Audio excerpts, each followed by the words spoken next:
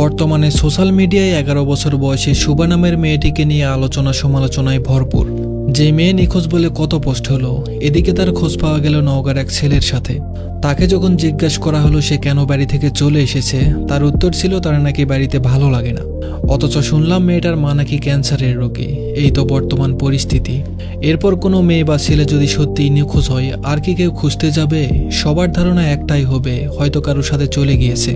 যে সন্তান তার মাকে কিংবা বাবাকে হাসপাতালে রেখে অন্যদের হাত ধরে পালিয়ে যেতে পারে, মা বাবার জন্য ব্যথিত হয় না, মা বাবার সুস্থতার জন্য অস্থির হয়ে ওঠে না, সুস্থতার জন্য প্রার্থনায় মগ্ন হয় না, তাহলে বুঝতে হবে সেখানে মা বাবারও দায় রয়েছে, সুশিক্ষার ঘাটতি রয়েছে।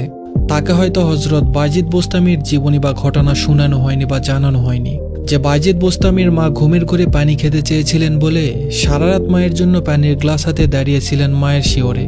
মাকে ডেকে পর্যন্ত দেননি যাতে মায়ের ঘুম নষ্ট না হয়। দাঁড়িয়েছিলেন যাতে মমতাময়ী মা পানি খেতে যাওয়ার সাথে সাথে পানি দিতে পারেন। শুভা মেয়েটি যে ঘটনা ঘটিয়েছে তার দায়ভার আমাদের সকলের, কারণ আমরা আমাদের সন্তানদের সুশিক্ষায় শিক্ষিত করতে পারি না। আমাদের উচিত সন্তানদের সুশিক্ষায় শিক্ষিত করার পাশাপাশি চোখে চোখে রাখা, যাতে এমন ঘটনার দ্বিতীয়বার রচনা না হয়। ধন্যবাদ সবাইকে।